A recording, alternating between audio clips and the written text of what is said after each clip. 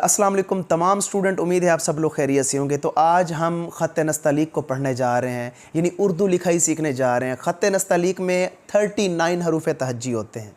अब 39 हरूफ तहज्जी में हमने कितने सीखने हैं? 22 सीखने हैं। सिर्फ 22 हमने सीखने हैं। 22 क्यों सीखने हैं? क्योंकि जब हम लोग जीम को लिखना सीखेंगे तो हमें उसकी फैमिली को सीखने की कोई ज़रूरत नहीं पड़ेगी।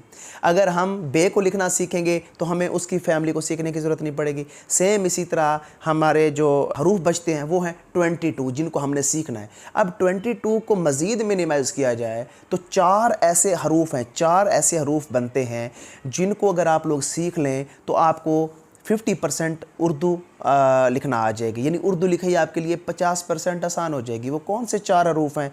उनमें आता है एक अलिफ आता है, बे आता है, जीम आता है और दाल आता है। इसको हरूफ अबजद भी बोला जाता है। यानी यूँ समझें कि अगर ख़त नस्तलीक से आप इन 4 हरूफ को निकाल दें तो आपको उर्दू का कोई भी लफ्ज़ आप नहीं बना सकेंगे। ठीक है ना? अलिफ, बे, छोटी ये, बड़ी ये, ठीक है ना? ये भी सेम इसी तरह होते हैं। अगर हम इनको हरूफ तहज्जी से निकाल दें तो कोई भी हरूफ तहज्जी का जो लफ्ज़ है वो नहीं बन पाएगा, यानी ये वॉवल्स हैं उर्दू के। तो चलते हैं हम डेमो की तरफ। उस डेमो में हम आपको समझाएंगे कि किस तरह वो कौन सी 2 शेप्स हैं। अगर आप उनकी प्रैक्टिस अच्छे से कर लें तो आपकी उर्दू की जो लिखाई है वो बहुत आसान हो जाएगी। बहुत से लोग इससे डरते हैं कि उर्दू बहुत मुश्किल है जी, उर्दू लिखना नहीं आती। इसकी साइंस भी मैं आपको समझा देता हूँ। असल में नर्व्स की एक्टिवेशन का नाम है कैलीग्राफी, यानी इनके अंदर जो नर्व्स होती हैं जब उनको आप एक्टिवेट कर लेते हैं और आपको अच्छा लिखना आ जाता है। बहुत से लोग कहते हैं ये इनबॉर्न पोटेंशियल होता है भी अच्छा लिखना, या ये विरासती खसूसियत होती है। तो मैं इन चीज़ों को नहीं मानता।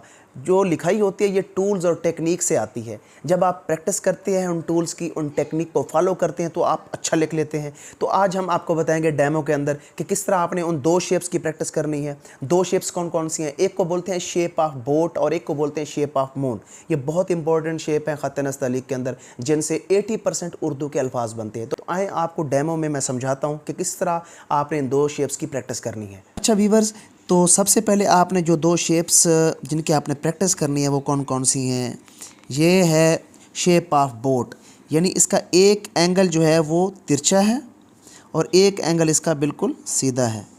यानी ये शेप ऑफ बोट है, कश्ती की शक्ल। शेप ऑफ बोट यानी कश्ती की शक्ल। अब ये देखें, ये नीचे इसके पानी है और ये उसके ऊपर कश्ती तैर रही है, ये ठीक है। अब ये जो एक एंगल इसका 45 डिग्री पे होगा और एक इसका 90 की डिग्री पे होगा, ठीक है। अब अगर ये शेप आप ठीक कर लेते हैं तो इससे आपके कौन कौन से हरूफ बन सकते हैं? देखिए, इससे एक तो आपका बनता है बे, उसके बाद दूसरा इससे जो हर्फ बन रहा है वो है फे, उसके बाद इससे जो तीसरा हर्फ बन रहा है वो है क्याफ। ये 3 हरूफ इससे बनते हैं। ना सिर्फ 3 हरूफ बनते हैं बल्कि बे की भी सारी फैमिली बनती है, गाफ की फैमिली होती है, क्याफ और गाफ, ये भी 2 बनते हैं। देखें, ये बे की फैमिली आ गई। यहाँ पे देखें गौर से, पहला इसका जो एंगल है वो सलांट आ रहा है, ये ढलान की तरह, ठीक है ना, सलांट है। दूसरा क्या है? ये स्ट्रेट जा रहा है, बिल्कुल सीधा है दूसरा। देखें, ये आपने इसी तरह स्टार्ट करना है, ऐसे ढलान, ऐसे, ये ऐसे स्टार्ट करना है आपने। यूँ खड़ा नहीं करना, ऐसे नहीं करना। ये करोगे तो गलत हो जाएगा। ये पहला जो इसका कॉर्नर है वो क्या है? सलांट आता है, तिरछा आता है। ये देखिए, ये तिरछा, दूसरा बिल्कुल सीधा। इस तरह आपने लिखना है। उसके बाद जो दूसरी शेप है हमारे पास वो आती है anti clockwise shape of moon. Anti clockwise shape of moon. ये देखें, ये शेप ऑफ मून को हमने लिखना भी ऐसे ही है कि जैसे चांद आसमान पे शेप तिरछी शेप में होता है, ठीक है। हमने इसको भी सेम ऐसे ही लिखना है। अब अगर मैं इसको यूँ यहाँ से क्लोज़ करूँ तो ये एग भी बन जाए, ठीक है। इस तरह आपने लिखना है कि अगर आप इसको ऊपर से क्लोज़ करें तो ये अंडे की शक्ल बन जाए, ठीक है। आपने इसको यूँ करके नहीं लिखना, ये गलत बन जाएगी शेप।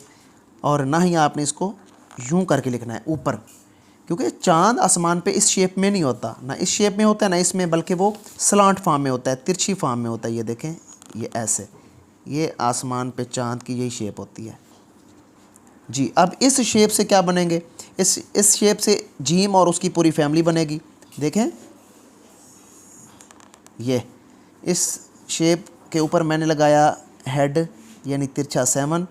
ये देखिए तिरछा 7 जब इसके ऊपर लगेगा और इसके नीचे वही शेप ऑफ मून आएगा तो क्या बन जाएगा, जीम या उसकी पूरी फैमिली, जीम, चे, हे, खे, सो ऑन, ये ऐसे।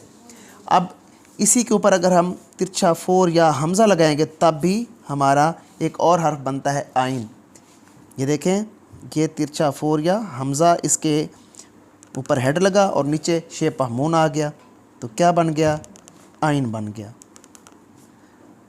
ये देखिए ये anti clockwise shape of moon से बने हुए हैं, आइन और जीम, आइन और जीम बने हुए हैं। अब आपने इनकी प्रैक्टिस कैसे करनी है, ऐसे आपने इनकी प्रैक्टिस करनी है। डेली 2-3 पेजेस आपने इसी तरह राइट करने हैं शेप ऑफ बोर्ड के, तब जाके आपका जो बे है वो ठीक होगा। पेन के साथ अगर आप प्रैक्टिस कर रहे हैं तो इसी तरह लिखेंगे, कॉर्नर इनके दोनों ठीक आपने डालने हैं। तो जब आप लोग ये प्रैक्टिस करेंगे तो फिर आप शेप ऑफ बोर्ड से बनने वाले जितने भी हरूफ हैं वो आप खूबसूरत लिखने के काबिल हो जाएंगे। ये देखें एंगल, इनको गौर से देख लें।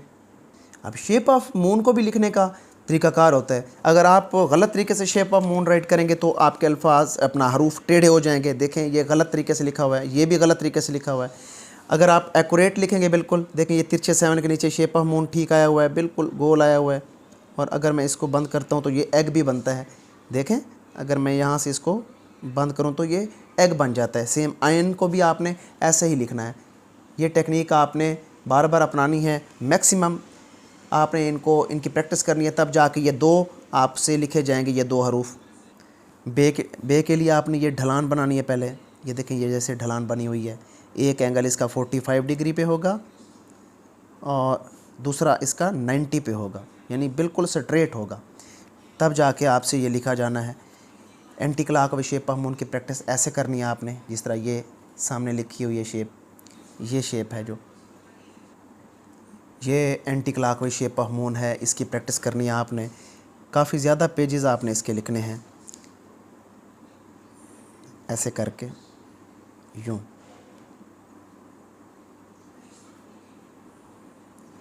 जब आप इनकी प्रैक्टिस कर लेंगे तो आपको जीम और आइन की जो फैमिली है वो लिखना आ जाएगी।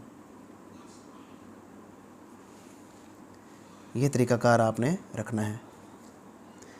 तो शेप ऑफ बोट कलम से भी मार्कर से भी मैंने लिख के दिखाया आपको, पेन से भी आपने सेम ऐसे प्रैक्टिस करनी है। अब इससे जो फे बनता है वो भी आपने सेम ऐसे प्रैक्टिस करनी है, तब ये फे बनेगा। अच्छा, तो आज का ये हमारा सेशन था, उम्मीद है आपको अच्छा लगा होगा। मेरी वीडियो को लाजमी लाइक किया करें, मेरे चैनल को लाजमी सब्सक्राइब करना है, बेल आइकन आपने लाजमी प्रेस करना है। हर नई वीडियो का जो नोटिफिकेशन है वो आपको मिलेगा। जो पेरेंट्स अपने छोटे बच्चों की राइटिंग के लिए परेशान हैं, जिन बच्चों की पेपर प्रेजेंटेशन बहुत बुरी है, तो वो मेरा व्हाट्सएप नंबर यहाँ पे स्क्रीन पे शो हो रहा है। आप मुझसे ऑनलाइन क्लास का हिस्सा भी बन सकते हैं। आप ऑनलाइन क्लास में ये सारी चीज़ें सीख सकते हैं। तो नेक्स्ट वीडियो में आपसे मुलाकात होगी। अपना ढेर सारा ख्याल रखिएगा। खुदा हाफिज़।